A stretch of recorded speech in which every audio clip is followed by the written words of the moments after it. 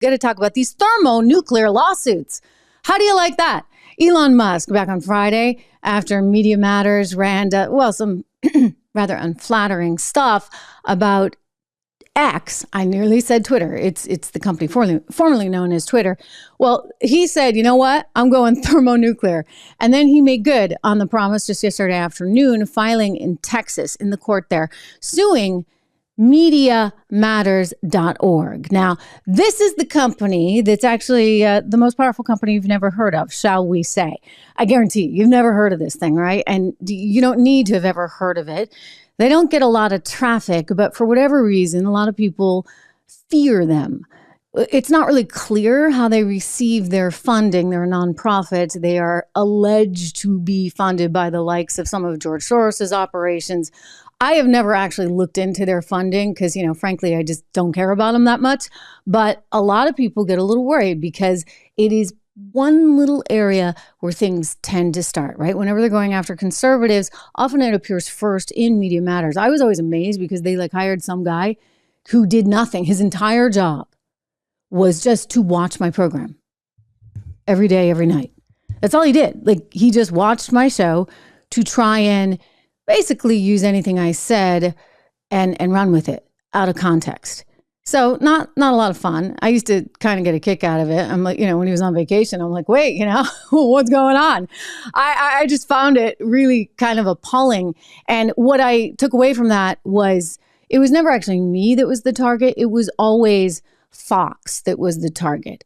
And so it's a uncomfortable spot, right, to be in if you're the host, if you're the anchor, if you're a politician, you're under fire as well. But really what this organization does is it goes in, it watches these shows, it hires people to just basically pluck out anything and everything you say that can and will be used against you. So you would see things that really had no actual bearing on what you said because they miss all the context and they basically take everything before and everything after that you said out. And then when the words stand all alone like that with no actual context around them, maybe it doesn't read so smoothly, if you catch my drift. Well, this is sort of what happened with Elon, and I'm not making any excuses for him here, but he basically agreed with some tweet that somebody had put out, and in doing so and adding to it, he became accused of being anti-Semitic, which I can tell you he's not. But nonetheless, when you generalize, I guess, a group of people, which is what he sort of was doing here by basically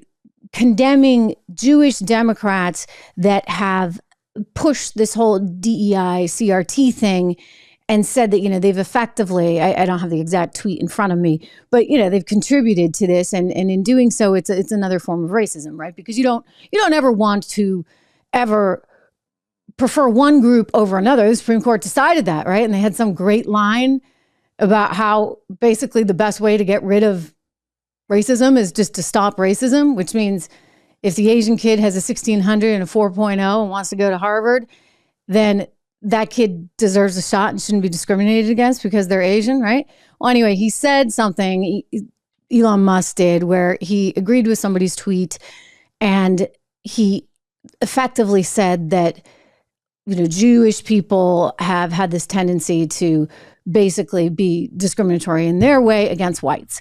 Well, anytime you put a group of people together like that and you say something, well, yes, you're running the risk of over stereotyping, generalizing, etc. And so he shouldn't have done that. It was kind of imprecise and not cool. All that said, it's amazing because when,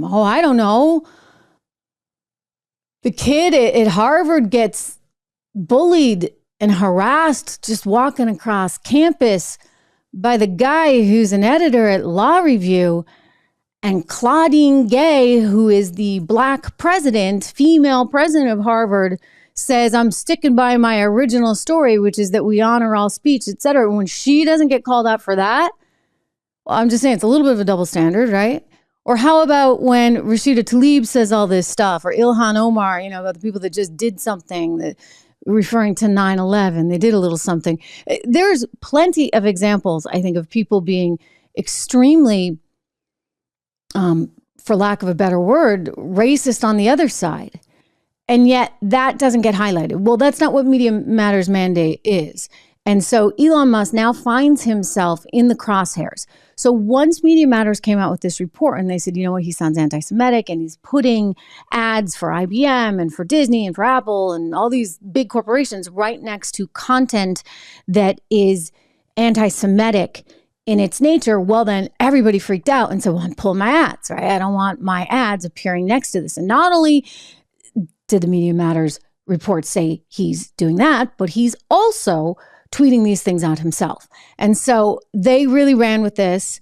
And when they run with something, they run with it. And like I said, maybe you might not have heard of them before, but you probably have now, because all of these advertisers pulled their dollars out of Twitter. And Twitter's in a tricky spot because he paid a lot of money for it. Granted, he can afford it, but they're trying to make this a profitable model. One of Elon's successes, of course, over the years has been that he has always been able to really make these things profitable. So even if you pay $50+ billion for the thing, ideally, it does have a path to profitability. Well, how does it get there if all the advertisers pull? I think eventually it'll all work itself out. I think eventually people will be like, okay, we're going to take a deep breath and we're going to move on. I still think it's kind of the only game in town because people aren't going to these other platforms. Sorry, Donald Trump, but like not enough people yet are over on Truth Social, which, by the way, is facing its own set of challenges. Truth Social, which is owned by what's called a SPAC company, right? A company that went out and bought it. It's a mergers and acquisitions company. Well, they too are suing.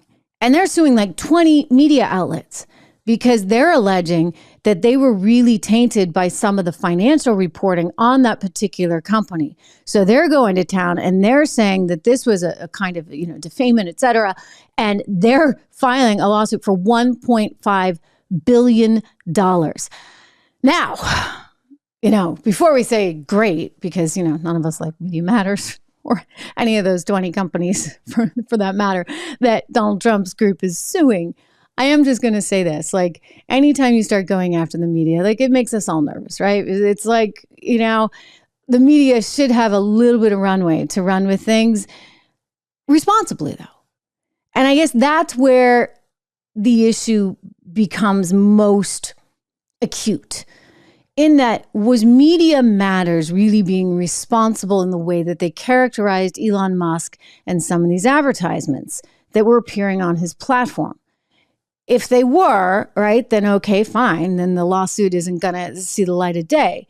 But if they were highly irresponsible and their judgment was not what it should have been, then they could actually be in some trouble. And look, Elon Musk, he can fight this one for days and days and days. I'm guessing that we have to check on the funding for Media Matters to know exactly who's actually bankrolling the organization. They're probably soliciting funds from everybody, and they're loving this. They're just loving this because now they're suddenly relevant in a way that they never, ever were before and never dreamed probably of being. So this little website that might have a little support from some entities on the left is suddenly going to be able to cast a larger, wider net.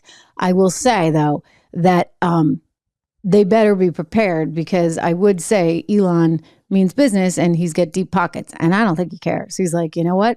I bought Twitter for the better good of society because free speech was being suffocated. Wokeism was going way too far. And we need to have more opportunity for people to express their opinions. And I agree with him on that. I mean, I think we're all here together on this platform because we also believe in that